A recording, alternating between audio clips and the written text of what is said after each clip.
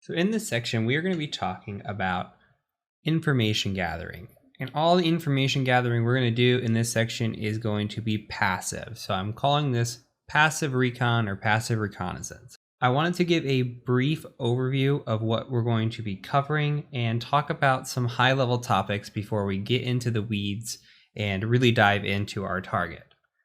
So let's talk about the different types of passive recon. So on the physical or social side, physical meaning actually going on site and maybe doing a physical engagement, or the social engineering aspect of maybe doing a phishing assessment or even including it in a physical engagement or a phishing assessment. Just gathering this information from the physical social aspect is incredibly useful. So we have location information.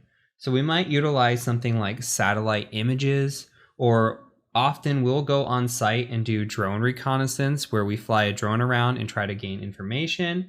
And what we're really after with these images of this drone recon is we're trying to find out, hey, what does the building layout look like? Are there badge readers? Are there break areas? Does security exist? Do they have somebody posted out up front? Can you just walk right in the door? What does their fencing look like? Are there areas where they're just leaving the doors propped open? Where do people go out and smoke in these break areas? Because those are a good place to just walk up to somebody, light up a cigarette, even if you don't smoke, and just start a conversation, and then tailgate right in with them into the building. Now, the other aspect of this is the job information.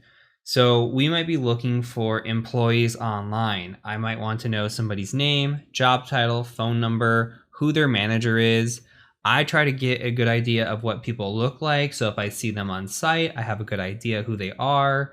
I also look for pictures. So I cannot tell you how many times a badge photo is posted on LinkedIn or somebody posted on Twitter. You can see all the memes out there about people posting their photos at work, and it's bad. It happens all the time. I see it to this day. So we're looking for badge photos. I'm looking for desk photos, computer photos.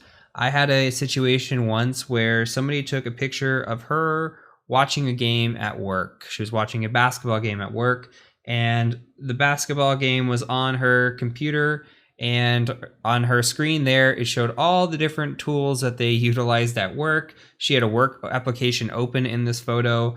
There was a desk in the background. You can see different things, and it just gives us information, and that's really what we're after. What kind of information can we gather? Now, this course is not a course on physical or social, so I kind of wanted to give a high level of what to expect. We won't really be doing a whole lot of this in this course with this type of information gathering, but these are the things that you should be looking for. So if you are tasked with a physical assessment, do go out there and look for satellite images, try to get a good feel of the building layout, and also try to get a feel for who the employees are, who maybe the IT manager is, in case you're going to say, you know, I work for IT. They might ask you who your manager is. You might need to know those names. And of course, look for pictures. If you can find a good badge photo and what that looks like, you can make a fake badge, go on site, and you'll be way more passable with that badge. But sometimes they don't even look. It could be drawn in crayon. So from there, let's go ahead and talk about what we will be doing a lot of, which is the web and host. So when you get a web or a host assessment, the first thing you really should do is what is called target validation. So we're going to be targeting something on bug crowds. We're not really going to focus on this, but what we're going to do in the real world is we would validate the target. Now, there are situations where a client will give you an IP address or a website, and they might fudge it, right? They might accidentally fat finger it, put the wrong number, put the wrong letter in the website. And then guess what? You're off attacking somebody else's website. And there, if you are a podcast listener, there's a good Darknet Diaries episode on this. If you don't listen to Darknet Diaries, go check it out. There's a great episode with a guy named Rob Fuller, aka Mubix, and he talks about getting the wrong IP address on an assessment and attacking the wrong people and actually gaining access to that machine, which is a really, really big screw up on both parts, right? So you should always validate your targets.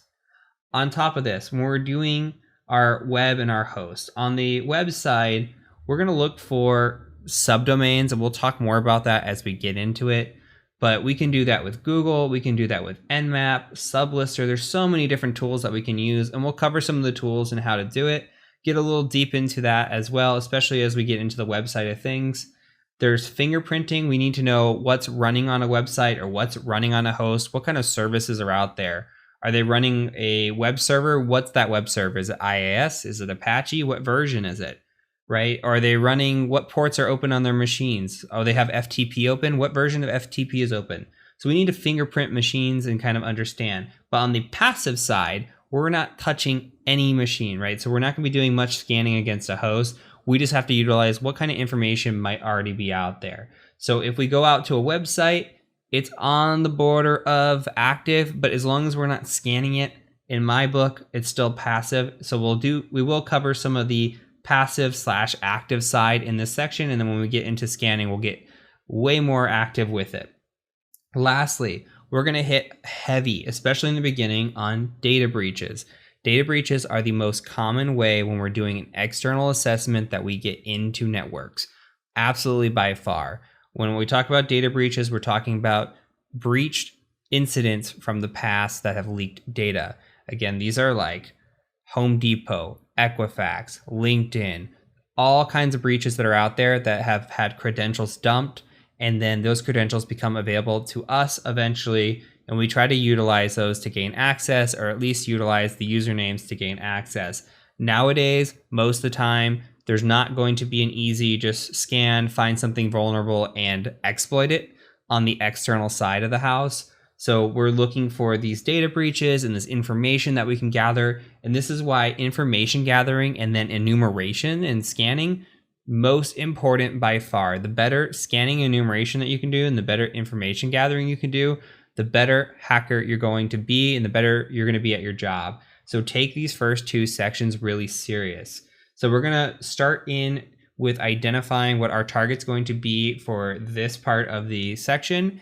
And then we're going to go ahead and start talking about data breaches and why they're important and go deeper into that. And then we'll go off some of these tools that you see here on this list and really dive into those. So I will look forward to seeing you in the next video when we identify our target and get some information gathering started.